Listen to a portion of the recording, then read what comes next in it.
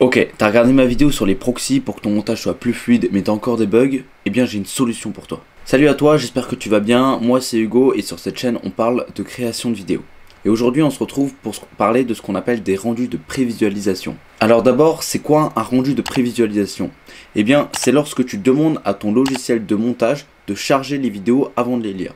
Et ça aide à rendre la lecture de tes vidéos beaucoup plus fluide pendant ton montage. Les rendus, on peut les confondre avec ce qu'on appelle les proxys, mais il y a bien une différence entre ces deux-là. Les proxys, ils sont créés pour aider à la lecture d'un fichier brut, c'est-à-dire sans aucune modification. Alors que les rendus de prévisualisation sont créés pour lire les fichiers lorsque tu appliques plusieurs effets dessus, comme une transition, un étalonnage ou encore de l'After Effects. Donc là, tu peux apercevoir 3 fichiers vidéo avec 3 étapes de rendu différentes. Le rouge, le jaune et le vert. Alors ces couleurs, elles correspondent forcément à quelque chose. Et bien le rouge, c'est lorsqu'il n'y a aucun rendu qui a été fait sur ton fichier et que ton logiciel de montage va galérer à lire cette vidéo. En jaune, c'est quand aucun fichier de rendu n'a été fait, mais que ton logiciel est capable de lire la vidéo. Ça dépend aussi de la puissance et des performances de ton ordinateur.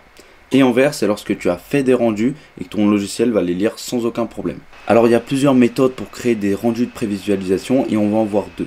La première, c'est quand tu veux créer des rendus sur un segment précis de ton montage. Donc pour ça, tu as juste à faire I et O pour sélectionner un segment précis. I c'est pour in et O pour out.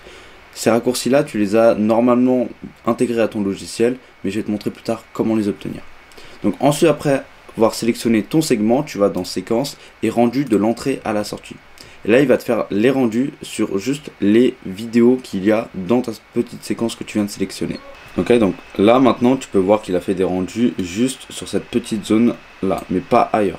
Sinon, moi ma méthode c'est tout simplement d'utiliser le raccourci clavier pour créer des rendus. Donc pour cela, tu as juste à cliquer sur ta timeline et d'appuyer sur la touche entrée. Et là, il va te faire les rendus d'absolument toute ta séquence. Tous les rendus qui n'ont pas été faits, il va les faire directement. Si tu n'as pas ces raccourcis clavier et que tu souhaites les mettre sur ton logiciel, tu as juste à aller dans édition, raccourci clavier et à taper le raccourci que tu veux comme rendu de l'entrée à la sortie ou encore marquer l'entrée pour I et marquer la sortie pour O. Une chose à savoir, c'est lorsque tu fais des rendus, ton fichier devient vert et est beaucoup plus facile à lire. Mais dès lors que tu vas modifier quoi que ce soit sur ton rush, tu vas devoir refaire des rendus, même si tu modifies un paramètre de 0,1. Mais si tu rechanges à nouveau tes paramètres et tu retournes sur un paramètre sur lequel tu as déjà fait des rendus, eh bien tes rendus seront déjà faits, donc tu n'auras pas besoin d'en refaire. Une astuce que je te donne, c'est de faire tes rendus lorsque tu fais ton dérush, mais et surtout lorsque tu prends des pauses. Parce que créer des rendus, ça prend du temps et tu peux pas faire du montage et des rendus simultanément. Mais si tu veux reprendre ton montage pendant que tu fais tes rendus, tu as juste à cliquer sur annuler et t'en fais pas, ça va pas supprimer les rendus que tu as déjà fait. Le revers de tout ça, c'est que créer des rendus, c'est comme les proxys, ça prend de la place. Donc dès que tu as fini de faire ton montage, je te conseille d'aller supprimer ces fichiers de rendus sur ton disque dur ou sur ton fichier système. Maintenant, si tu veux savoir où sont tes rendus de prévisualisation, tu vas dans Fichier, Réglages du projet, Généralité et ensuite Disque de travail.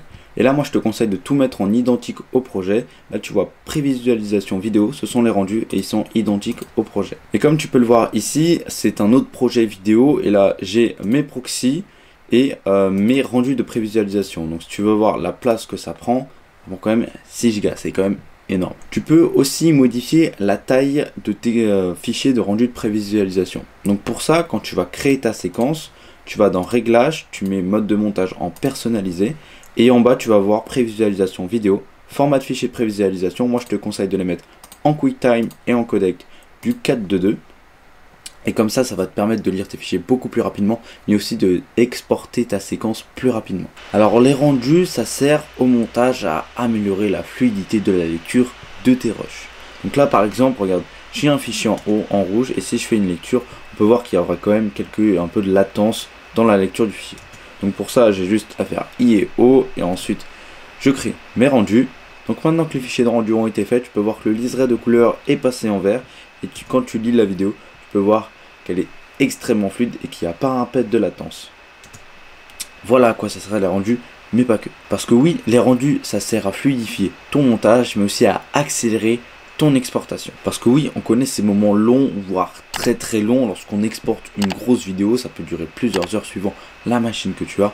Mais créer des rendus, ça permet d'accélérer cette exportation. Donc une chose à pas oublier lorsque tu vas exporter ta vidéo, c'est de cocher cette petite case qui s'appelle utiliser les rendus de prévisualisation. Ok, mais c'est quoi la différence en termes de temps? Donc là, j'ai exporté cette même vidéo avec et sans les rendus. Et devine quoi, sans les rendus, ça a duré 3 minutes et avec les rendus, ça a duré 2 minutes 30. Donc c'est pas énorme, mais il y a quand même une différence. Voilà, maintenant tu peux faire ton montage encore plus facilement en additionnant cette technique avec celle des proxys. Si la vidéo t'a plu, moi je te conseille d'aller voir la vidéo sur les proxys, je te la mets juste ici et on se retrouve de l'autre côté. Ciao!